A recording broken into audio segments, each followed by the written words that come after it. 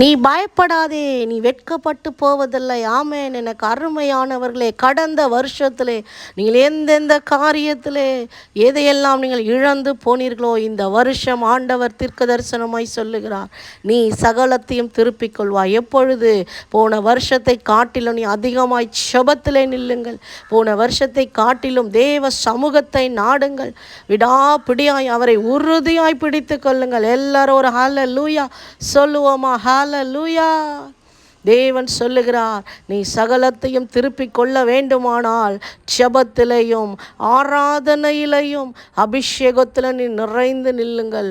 மனுஷன் உங்கள் முகத்தை பார்ப்பான், கர்த்தரோ உன் இருதயத்தை பார்க்கிறவராயிருக்கிறார். எத்தனை பேர் விசுவாசிக்கிறீங்க? ஹல்லேலூயா. உங்கள் இருதயம் ஆண்டவருக்கு தெரியும். உங்கள் பிரச்சனை ஆண்டவருக்கு தெரியும். உங்கள் உள்ளத்தின் போராட்டம் ஆண்டவருக்கு தெரியும். உன்னோடு கூட இருக்கிறவர்கள் அதை புரிந்து கொள்ள மாட்டார்கள். ஆனால் தேவன் உன் இருதயத்தை பார்க்கிறார்.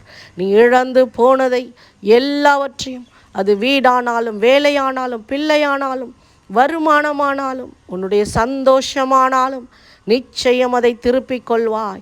தேவ சமூகத்திலே நீ பல மணி நேரம் காத்திருந்து போராடி ஜெபம் பண்ணு.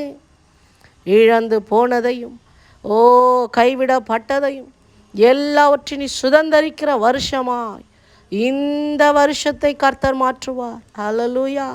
ஆம், தாவீது எல்லாவற்றையும் இழந்து அவன் அழுது கண் கலங்கி நிற்கும் பொழுது அவன் தன்னை கர்த்தருக்குள் திடப்படுத்தி கொண்டான். ஹல்லேலூயா.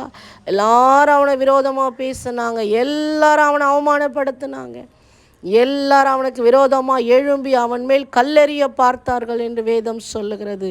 ஆனால் அவனோ கர்த்தருக்குள் தன்னை திடப்படுத்தி கொண்டான். ஆமென்.